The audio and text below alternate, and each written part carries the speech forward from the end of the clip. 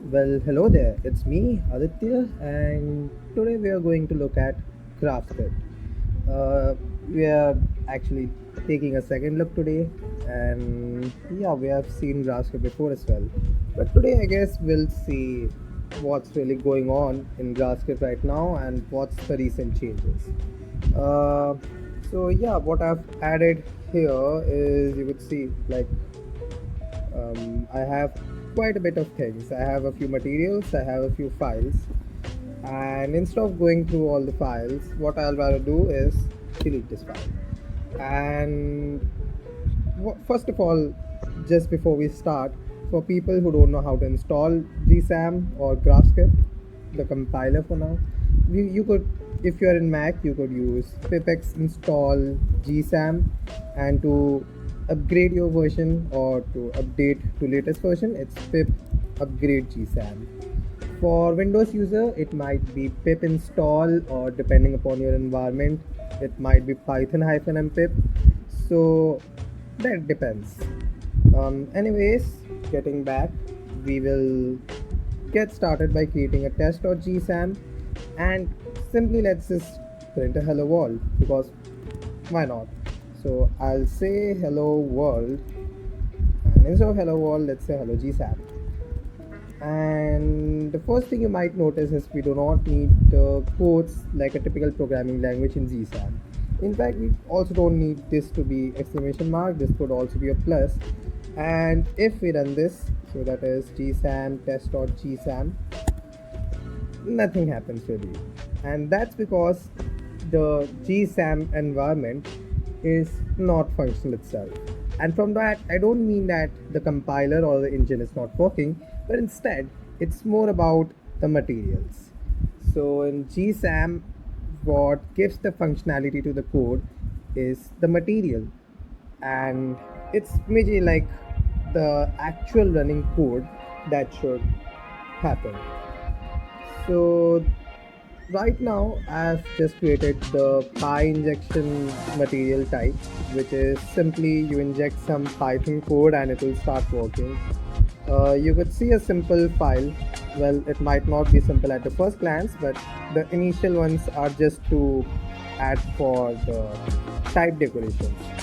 And since I don't intend this file to be written by a human, and rather I want an LLM to write this file, I've made it more optimized, or let's say more inclined towards LLM ready code.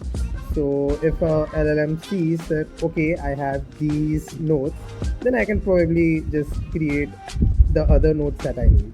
And over here what you see is we do have a print node, which is quite a bit complex right here.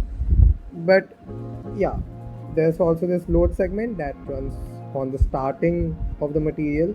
I might explain it a little later. But yeah, majorly these are the files that give the functionality. There's also a material.configure file, which is to configure the material details like the type of the material. Right now it's py-inj, and for the name of the material, it's just the material slash whatever is the folder name. So it's really simple to use all these stuff. And so again, so far we have written some code in GSAM, but it seems like it's not working. Why is that so? The functionalities are not given by GSAM, but the materials.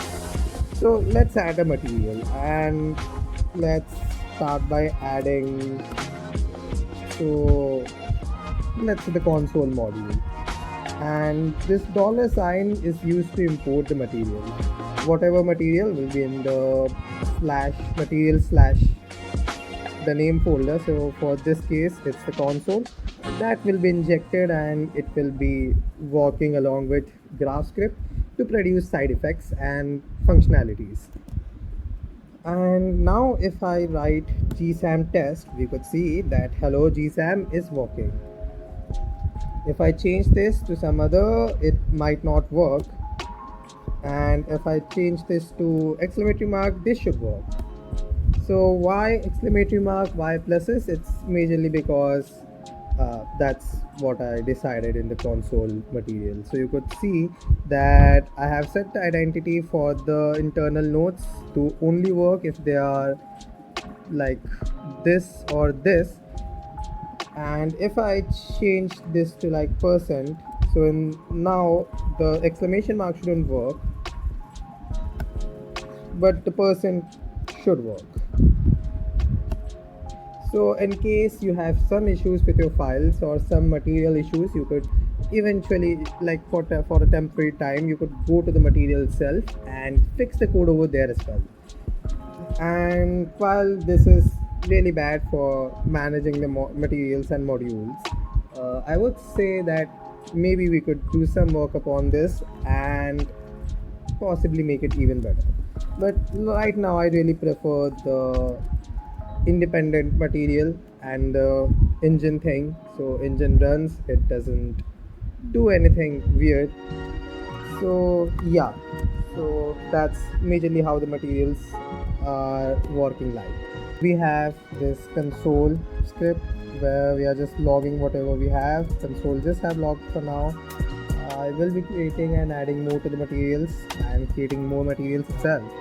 So let's add a server material. We have this server material going on, and what I'll rather do is just import server. From server, what I want is this is the server material. Okay, so I have a start HTTP server, and I have an on request node, which will just check what happens. Like it will just run whenever a request is made. So what I want to do is whenever a request is made, just run this, I guess. I might need to check what is required. So it might be just a function. So let's check the server once. So we have this on request. We need syntax, and it's checking for the syntax. This might look complicated, but yeah, sure.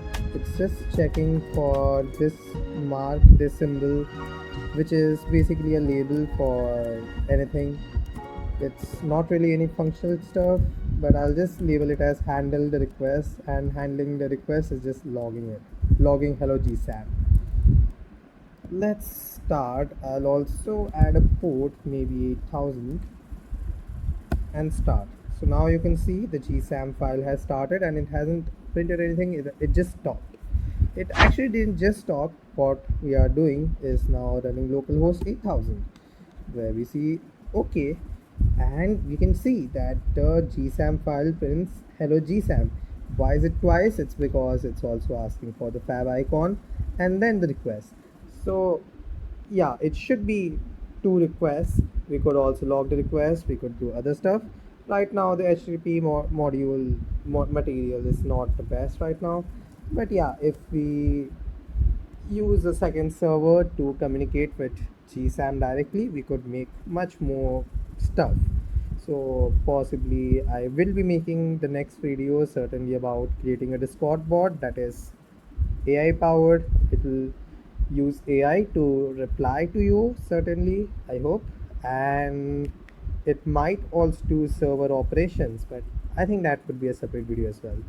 I will also create a video more about how the materials are working internally and how to create a material itself. But I guess for today, this has been GraphScript. Thanks for watching. That's it.